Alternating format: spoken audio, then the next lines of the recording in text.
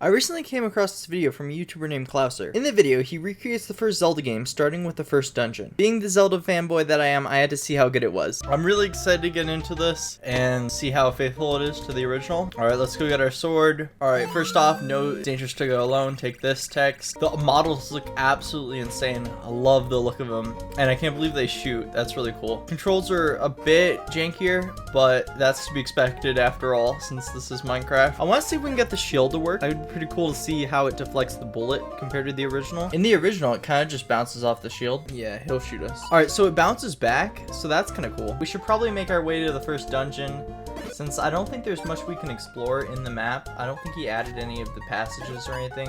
I think the only thing he coded in was the first dungeon. So yeah, let's make our way over there, kill a couple more of these guys. Love the sword throw. I feel like the art style kind of makes it look like they updated the original and it's like 3D. It's really cool. I like it a lot. I wonder if we'll have those other guys. I think he only coded a few enemies in the game. The original had these horrible like sand monsters that would come up and hit you. They were by far my least favorite enemy in the game, and it also had this like lake monster that would shoot at you. All right, so just up here is going to be the first dungeon. We have to get past a few more of these guys, and if we take that bridge over, we'll make it. We gotta be careful. I am curious how hard it would be if we only had 3 hearts like in the original. I could see it being quite challenging.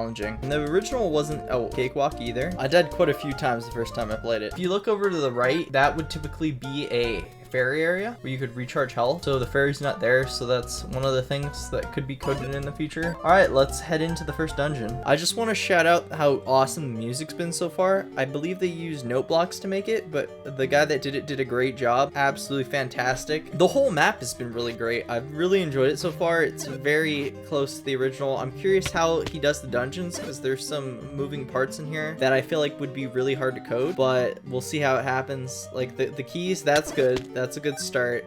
I think also, I'm curious if they have like the boomerang. My guess is probably not, because this is completely in vanilla. I don't think I mentioned that so far, but the whole map is just vanilla Minecraft. He didn't add any mods or anything. So I don't think he'd have anything that like, unless it's like the Triton that comes back to you maybe in Minecraft, but I'm not sure how that works. I just realized something. None of these guys have dropped rubies. I'm really surprised they didn't add that into the game, because you could have just used emeralds and that would have been like an easy substitute. I wonder why they did that. I feel like they're so iconic to like Zelda. Like in every game there's been rubies, that it was kind of an odd choice. Maybe they did it because you can't like spend.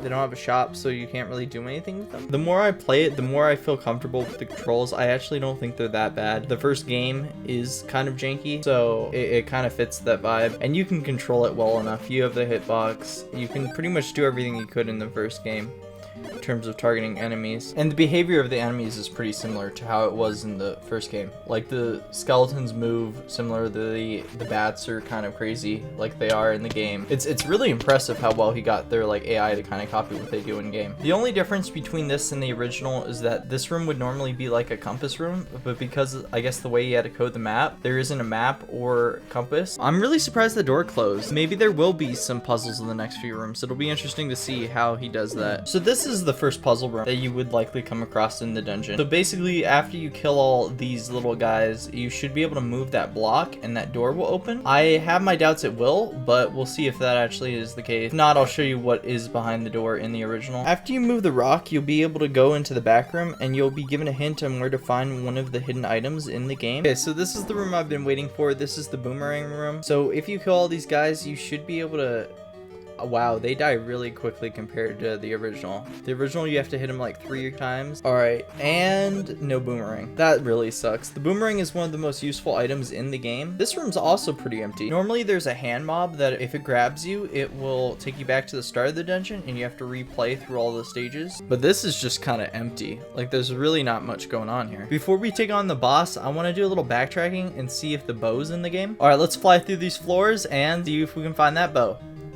Unfortunately, there is no bow. This room's completely empty. I understand not wanting to do the blades and stuff, because I think that would be hard to code, but not just giving a player a bow, since it's an item already in Minecraft, that seems like an odd choice. But I'm sure, because you don't even get arrows in it, like you have to purchase those later. Anyway, let's face that boss. I'm anticipating this to be kind of difficult. The original one is pretty challenging. Actually, wait, it doesn't move.